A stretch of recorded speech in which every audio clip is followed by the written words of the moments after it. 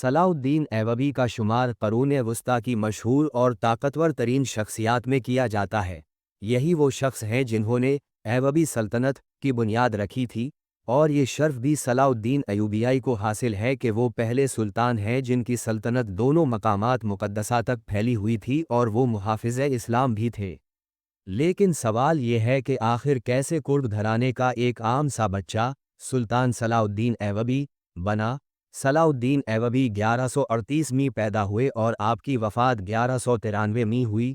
صلاح الدین ایوبی مصر اور شام کے سلطان تھے، اور سلطان صلاح الدین ایوبی کی شہرت کی خاص وجہ حطین کی جنگ میں عیسائیوں کی متحدہ افواج کو شکست دینا تھی۔ سلطان صلاح الدین ایوبی نے 1187 میں یروشلم کو عیسائیوں سے آزاد کروایا تھا۔ سلطان نے اقتدار میں آتے ہی مشرقی مصر سے انہوں نے اسلامی فوج کو جمع کیا اور اپنی پوزیشن کو مستحکم کیا۔ سلطان صلاح الدین ایوبی کی وجہ شہرت ان کی جنگی حکمت عملی اور سیاسی پوزیشن تھی، لیکن ان دونوں سے زیادہ وہ اپنی شخصیت کی وجہ سے مشہور تھے۔ سلطان صلاح الدین ایوبی کے والد نجم الدین ایوب بغداد کے قریب تکریت کے ایک قلعے کے گورنر مقرر تھے۔ سلطان صلاح الدین ایوبی اپنی جوانی میں پولو کے بہترین کھلاڑی تھے، اور گھڑ سواری میں ان کا کوئی ثانی نہ تھا۔ اپنی بے پناہ بہادری کی بنا پر وہ اپنے چچا شیر کو کے ساتھ ایک جنگی مہم میں چلے گئے جہاں انہوں نے بے پناہ بہادری کی مثال قائم کی۔ اس جنگی مہم میں کامیابی کے بعد سلطان نور الدین زنگی نے انہیں 1169 میں مصر کا حاکم بنا کر روانہ کیا، اور بہت جلد سلطان نور الدین زنگی کی جانب سے سلطان ایوبی کو مصر کا گورنر بنا کر بھیجا گی۔ اس وقت کے لوگوں کے مطابق سلطان صلاح الدین ایوبی درمیانے قد، گول چہرے، کالی آنکھوں اور کالے بالوں کے مالک تھے۔ سنہ 1174 میں جب سلطان نور الدین زنگی کو زہر دے کر شہید کر دیا گیا، تو ان کی وفات کے بعد بہت سے حاکم اور امراء خود مختار ہو گئے اور زنگی سلطنت خانہ جنگی کا شکار ہو گئی۔ یہاں سلطان صلاح الدین ایوبی نے خود کو سلطان ڈکلیئر کیا اور انہوں نے باغی سرداروں اور امیروں کی بغاوت کو کچل ڈالا۔ سلطان بننے کے بعد سلطان صلاح الدین ایوبی نے مصر میں اپنی حکومت کو مستحکم کیا اور انہوں نے 1174 میں دمشق کو فتح کر کے اسے اپنی سلطنت میں شامل کر لیا۔ پھر سلطان صلاح الدین ایوبی نے قاہرہ میں قائم فاطمی خلافت کا خاتمہ کیا جو آئے دن سلطان کے خلاف سازشیں کیا کرتی تھی۔ قرون وسطیٰ کے مسلمان انہیں مقامات مقدسہ کا محافظ کہا کرتے تھے۔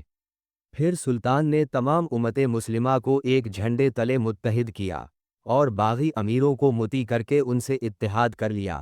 شروع میں سلطان صلاح الدین ایوبی کو مشکلات کا سامنا کرنا پڑا، لیکن سلطان ہار ماننے والوں میں سے ہرگز نہیں تھے۔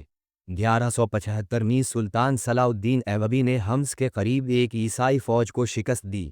سلطان صلاح الدین ایوبی نے اپنی حکومت کی سند بغداد کے عباسی خلیفہ سے حاصل کی، جہاں انہیں یمن، مصر اور شام کے سلطان کی حیثیت سے سند عطا کی گئی، لیکن حلب کو آپ کی سلطنت میں شامل کرنے کی بجائے اسے آزاد شہر تسلیم کیا گیا، جو سلطان نور الدین زنگی کے بیٹے کے دائرہ اختیار میں آتا تھا۔ سلطان نور الدین زنگی کے بیٹے صالح نے ہمیشہ سلطان صلاح الدین ایوبی کے لیے مشکلات ہی کھڑی کی۔ الصالح نے عیسائیوں سے اتحاد کر لیا تھا اور انہی کے اشاروں پر جب سلطان عیسائیوں سے جنگ کرنے لگتے تو وہ بغاوت کر دیتا۔ جب عیسائیوں نے سلطان صلاح الدین ایوبی پر حشاشین کے ذریعے 2 قاتلانہ حملے کرائے تو سلطان نے ان کرائے کے قاتلوں سے نمٹنے کے لیے ان کے قلعے پر حملہ کر دیا، اور طویل محاصرے کے بعد اس قلعے کو زمین کے برابر کر دیا گیا۔ 1177 میں سلطان کو ایک فرنگی لشکر نے شکست دی، لیکن سلطان نے یہاں عقل مندی سے کام لیتے ہوئے اردن کے ایک عیسائی قلعہ دار کو گرفتار کرتے ہوئے اپنی شکست کو فتح میں تبدیل کر دیا۔ سلطان نے عیسائیوں کو باور کروا دیا تھا کہ اب وہ بیت المقدس کو آزاد کر کے رہیں گے، لیکن عیسائی سلطان کی فیاضی اور فراخ دلی سے بھی متاثر تھے۔ مسلمان سلطان صلاح الدین ایوبی کو عالم اسلام کا محافظ سمجھتے تھے، خاص کر صلیبی عیسائیوں کے خلاف جنگوں میں سلطان کی بہادری پر تو عرب اور غیر عرب سلطان پر جان نچاور کیا کرتے تھے۔ 1183 میں سلطان صلاح الدین ایوبی نے حلب پر حملہ کر کے اسے بھی اپنی سلطنت میں شامل کر لیا۔ سلطان صلاح الدین ایوبی نے مصر میں ایک مضبوط فوج تیار کی جو عیسائیوں کے حملوں کے لیے ہمہ وقت تیار رہتی تھی۔ 1185 کے آس پاس سلطان صلاح الدین ایوبی نے موصل شہر پر بھی اپنا کنٹرول حاصل کر لیا۔ اس دوران یروشلم پر تخت کے لیے کھینچا تانی ہو رہی تھی۔ فرنگیوں نے 1187 حمزہ میں سلطان صلاح الدین ایوبی کے ایک قلعے کرک پر حملہ کر دیا۔ اس قلعے کا کماندار سلطان صلاح الدین ایوبی کا بیٹا تھا۔ عیسائیوں کے اس حملے کی وجہ سے سلطان صلاح الدین ایوبی نے فوجوں کو جمع کرنا شروع کر دیا۔ یہ فوجیں جزیرہ، حلب، شام اور مصر سے جمع کی گئی تھیں۔ عیسائیوں نے بھی اپنی فوجوں کو جمع کیا اور انہوں نے حطیم کی طرف پیش قدمی شروع کی۔ جولائی کے شروع میں سلطان صلاح الدین ایوبی کے ابتدائی دستوں نے صلیبی ہر اول دستوں پر حملہ کر کے انہیں شکست دی۔ 4 جولائی کو سلطان صلاح الدین ایوبی مرکزی لشکر کے ساتھ حطیم کے مقام پر جا پہنچے۔ سلطان کے ساتھ 60,000 کا طاقتور ترین لشکر تھا، جس کا سامنا عیسائیوں کے اس لشکر سے تھا جس کی کمان گی آف لوزنین کر رہا تھا، جو اس وقت یروشلم کا بادشاہ تھا۔ اس کے ساتھ 1300 نائٹس اور 38,000 کا باقی لشکر تھا۔ سلطان نے یہاں حاضر دماغی کا ثبوت دیتے ہوئے انہوں نے بہترین جگہ کا انتخاب کیا اور پانی پر قبضہ کر لیا۔ پھر سلطان کی فوج نے میدان میں لگے گھاس کو آگ لگا دی، جس سے کہ میدان جنگ عیسائیوں کے لیے بد سے بدتر ہو گیا۔ لیبیا کے بادشاہ ریمانڈ نے اپنے دستوں کے ساتھ سلطان کے محاصرے کو توڑنا چاہا، جس میں وہ کسی حد تک کامیاب بھی ہوا، لیکن اب باقی لشکر سلطان صلاح الدین ایوبی کے رحم و کرم پہ تھا۔ یہاں خون ریز جنگ ہوئی اور سلطان صلاح الدین ایوبی فاتح قرار پائے۔ اس جنگ میں تمام عیسائی بادشاہ اور گورنر سلطان کے قیدی بنے۔ سلطان صلاح الدین ایوبی نے ان کے ساتھ نہایت رحمانہ سلوک کیا اور ان سب کو آزاد بھی کر دیا، لیکن انہوں نے رینالڈا کو اپنے ہاتھوں سے قتل کیا، جو کہ اسی کا حقدار تھا۔ صلیبی نائٹس جو مسلمانوں کا اصل قاتل تھے، سلطان نے انہیں بھی قتل کرنے کا حکم دیا۔ ستمبر 1187 میں فاتح سلطان اپنی فوجوں کے ساتھ یروشلم جا پہنچے، اور وہاں تھوڑی بہت مزاحمت کے بعد عیسائیوں نے ہتھیار ڈال دیے اور رحم کی اپیل کی۔ سلطان نے تمام اہل شہر کی جان بخشی کی اور سلطان مسجد اقصی داخل ہوئے۔ اس فتح کے بعد تیسری صلیبی جنگ کا آغاز ہوتا ہے۔